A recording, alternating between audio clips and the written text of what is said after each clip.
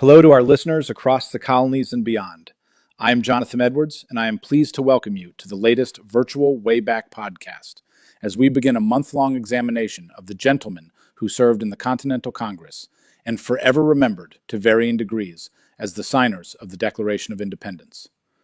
Today, I am joined by two distinguished members of the Continental Congress, Mr. John Adams of Massachusetts and Mr. John Dickinson of Pennsylvania.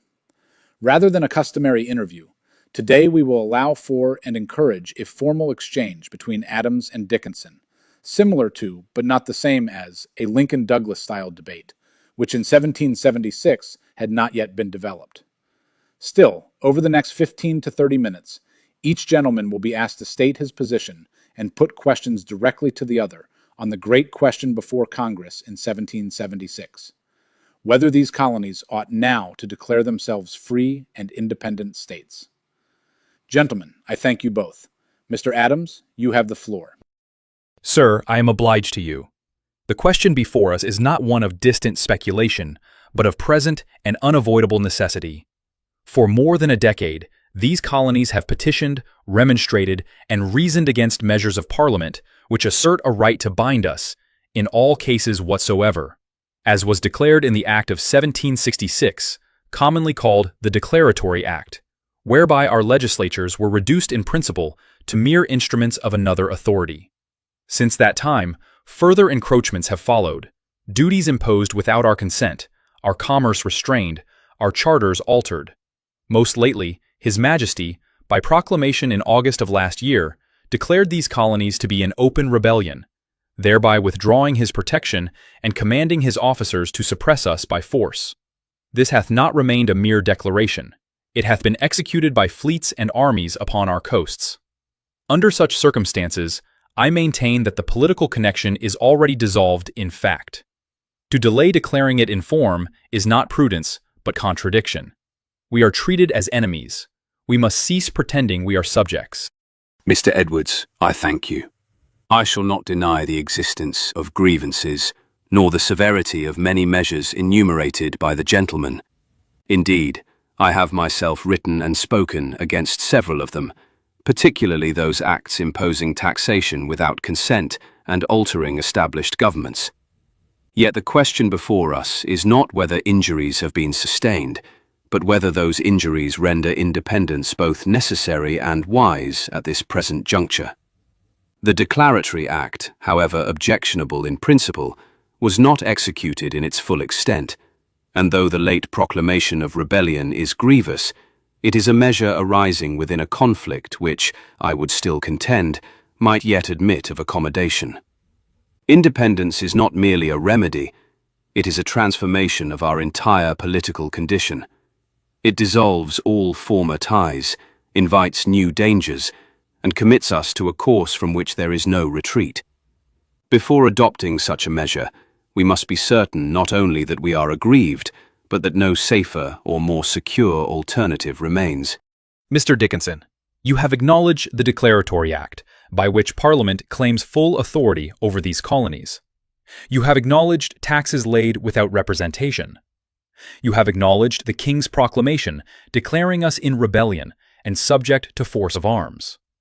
I ask you then, not in general terms, but particularly, what further evidence is required to demonstrate that the British government intends not to govern us as free subjects, but to reduce us to submission? If laws are imposed without our consent, if our petitions are rejected, if our assemblies are constrained, and if, upon resistance, we are declared rebels and attacked, what remains of the Constitution you would preserve? The gentleman presses with vigor, and I shall answer with equal frankness. The Constitution I would preserve is that ancient balance by which the colonies, though subordinate in certain respects, have long enjoyed the rights of Englishmen: security and property, trial by jury, and the general protection of law. That this balance hath been disturbed, I readily admit, yet disturbances in government, even severe ones, do not of themselves justify its dissolution. The Declaratory Act asserts a power which we have denied, yet it is one thing to deny a claim and another to sever all connection. The late proclamation of rebellion, though alarming, is issued within the context of a civil conflict, not yet a settled and permanent condition. I ask whether we have exhausted all means of restoring that balance.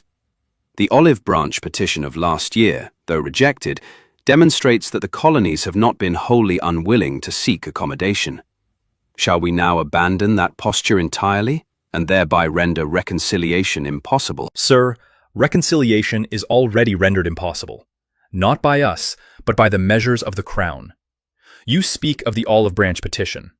I remind you that while it was dispatched, hostilities continued unabated, and His Majesty refused even to receive it. Permit me to ask you directly, and I entreat you to answer plainly. What is it that you fear in independence? Why do you and others still incline to remain subjects of a kingdom 3,000 miles distant, whose government hath shown itself disposed to rule without our consent, and to enforce that rule by arms? I fear not independence in the abstract, but its consequences in the present reality. I fear that we exchange known difficulties for unknown dangers far greater. As subjects of Great Britain, we have been part of a system which, notwithstanding its defects, hath afforded protection, commerce, and a place among the powers of the world. If we declare independence now, we stand alone, without a navy to protect our trade, without established credit sufficient to sustain a long war, and without assured alliances. We invite not only continued war with Britain, but the hazard of internal division among ourselves. You ask why I would remain a subject. I answer that I would remain so only upon terms consistent with liberty. If those terms cannot be obtained, then independence may become necessary, but I would not hasten to that conclusion while any reasonable hope remains. Gentlemen, can you tell us a bit more about protection of and allegiance to the Crown? I will start by asking Mr. Adams about past statements that allegiance is dissolved when protection is withdrawn. Yet, is it your position that every act of force by a sovereign against his subjects dissolves that bond? Civil wars have arisen before within the British dominions and have been resolved without separation. Why must this contest end differently? Because, sir, the nature of the contest is different. This is not a dispute over a particular ministry or a temporary grievance. It is a contest over the fundamental principle of authority. The Declaratory Act, to which I have referred, claims a right to bind us in all cases whatsoever. If that principle be admitted, our liberty is but a shadow. The King's Proclamation of August 1775 does more than respond to disturbance. It declares the colonies outside his protection and commands that they be subdued. This is not the language of reconciliation, but of conquest. When a sovereign treats his subjects as enemies, employs foreign troops, as is now done with German auxiliaries, and wages war upon them, the reciprocal bond of allegiance is broken in substance. We do not dissolve the connection lightly. It is dissolved by the conduct of the Crown itself. Yet even in war, reconciliation may follow. You interpret the proclamation as final. I interpret it as an act within an ongoing contest. If we declare independence, we foreclose the possibility of any settlement short of total victory, a victory far from assured. Would it not be wiser to maintain our present posture, resisting unlawful acts, yet not declaring total separation, until either reconciliation is clearly impossible or our position is strengthened? Our present posture, sir, is one of contradiction. We raise armies, issue bills of credit, and conduct war, yet disclaim the authority which alone can justify these acts in the eyes of other nations. We are, in truth, independent in fact, but dependent in name, a condition that weakens us in both respects. Independence, declared openly, would give coherence to our efforts, encourage foreign assistance, and unite the colonies under a common object. Delay serves only to prolong uncertainty. Before we run out of time today, I also want to get your sense of unity among the colonies and the differences between them around the issue of independence and the issue of timing. I will start by saying that Mr. Dickinson has spoken much of union, so I ask, what becomes of union if the war continues without a clear object? Already, several colonies have moved toward authorizing independence, North Carolina and Virginia among them. Their conventions have instructed their delegates accordingly. Shall Congress refuse to act until every colony is of one mind, though events press upon us with increasing urgency? I would not refuse to act indefinitely, but I would act upon secure foundations. The instructions of certain colonies have indeed changed. Others remain unsettled. Pennsylvania itself is divided, and New York hath not yet resolved the question. A declaration made without the concurrence, or at least the acquiescence, of all may produce not unity, but division. Our strength lies in acting together. If independence be declared prematurely, those colonies not yet prepared may hesitate to support it with full vigor. I would suggest that the very act of declaring independence may resolve those hesitations. The people in many colonies are advancing more rapidly than their assemblies. Conventions are revising their instructions even now. Leadership consists not merely in reflecting existing opinion, but in guiding it. If Congress declares independence upon sufficient grounds, I believe the colonies will follow. Or some may not. And if they do not, we risk dividing our strength at the moment it is most needed. And finally, what about public sentiment and political judgment across the colonies and within the Congress itself? I am glad we are returning to the influence of public sentiment. Mr. Adams, the pamphlet entitled Common Sense, published earlier this year, hath had a wide circulation, and hath persuaded many that monarchy itself is incompatible with liberty. Do you hold that such arguments, however eloquent, ought to determine the course of Congress? I hold that Congress ought not to be governed by pamphlets, but neither ought it to be blind to the sentiments of the people. Common sense hath not created these sentiments, it hath given them expression.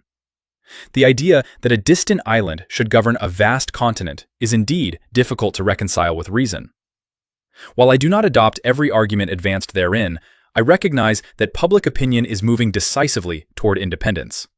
It is neither wise nor safe for Congress to disregard that movement. Yet public opinion may be guided as well as followed. If it be inflamed by partial reasoning, is it not the duty of those entrusted with authority to moderate it? To moderate, yes, but not to suppress. When the people perceive a truth, that their liberties cannot be secured under the present system, it is the duty of their representatives to act upon it, not to delay until that truth is forced upon them by further suffering. This has been a wonderful glimpse into the debates within Congress and between two opposites, such as yourselves. You have clearly shown that you are the two leaders of the different sides in Congress.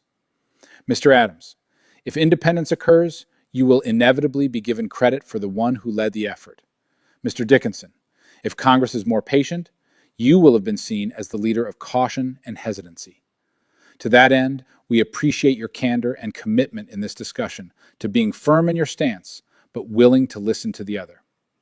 But now, since we can't go on forever, I would like to ask that you each make brief closing summary statements of how things stand in May of 1776. This is Mr. Dickinson. I shall conclude thus. I do not deny that independence may, in time, become necessary, but I maintain that the present moment is not yet that time. We are engaged in a contest whose outcome is uncertain. Our union is not fully secured. Our resources are limited. To declare independence now is to commit ourselves irrevocably, without sufficient preparation or unanimous support. Let us proceed with caution, strengthen our position, and ensure that when we take this step, it is both necessary and sustainable. Sir, I shall be equally direct. The necessity is already upon us. The principles asserted by Parliament, the actions of the Crown, and the realities of war have brought us to a point where the old connection cannot be restored upon terms consistent with liberty. Delay will not make us safer. It will only make our situation more precarious. We are already engaged in the substance of independence. It remains only to declare it. Let us, therefore, act with resolution and assume the station to which events have already advanced us. Gentlemen, I thank you both. Your exchange has highlighted with clarity and conviction the central question before the Continental Congress in May of 1776. Not merely whether these colonies shall be free, but whether that freedom is to be declared now or delayed until some see you more ready and secure in success. To our listeners, this has been another Virtual Wayback podcast, and this one as we begin our month-long exploration of the founders and the signers of the Declaration of Independence. I am Jonathan Edwards. Thank you for listening, and if this has increased or enhanced your interest in the 250th anniversary of the signing of the Declaration of Independence, I encourage you to join our community at virtualwayback.com. Once there, I hope you look to have your own conversation based on your own unique interests, asking your own questions of John Adams and John Dickinson. We hope to see you there and in our 250th birthday community.